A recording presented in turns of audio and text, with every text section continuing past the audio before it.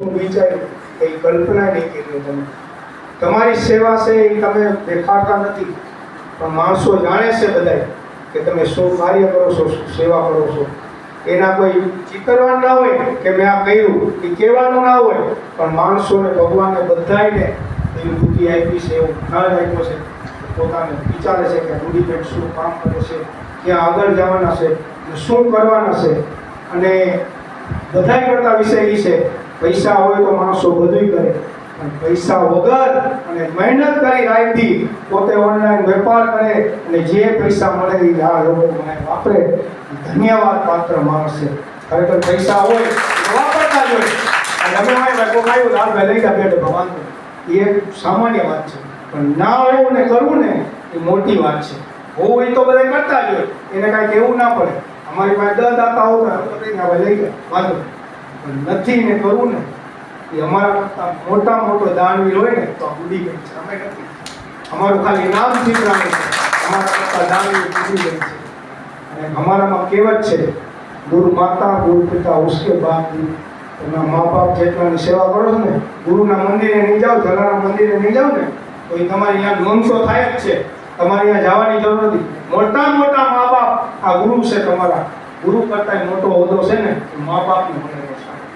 અને મા બાપને જે હાચ્યો છે ને, મા બાપની સેવા કરીને આજે અમને દુઃખ છે કે અમારા મા બાપ નથી, અમને છોડીને વહેલા વહી ગયા.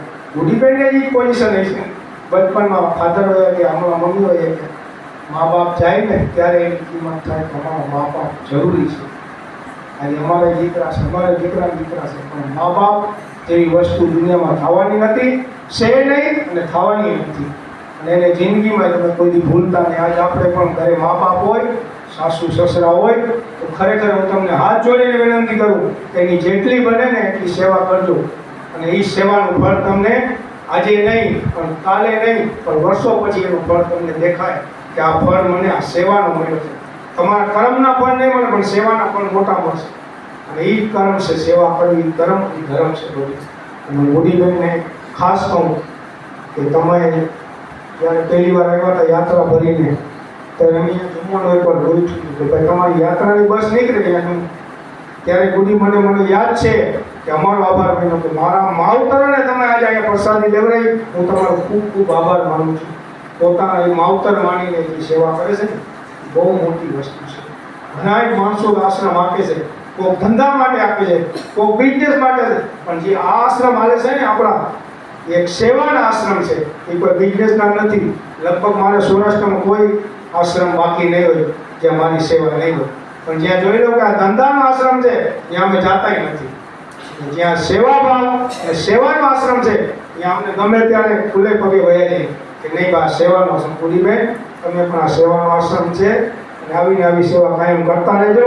અને અમારા બધાના આશીર્વાદ છે તમને કે આશ્રમ નવું બનાવો કે ના બનાવો, આ બધા આશ્રમ તમારા છે અને તમારા ગરીને માલિક થાય. એટલું કહી હું વિરમું છું.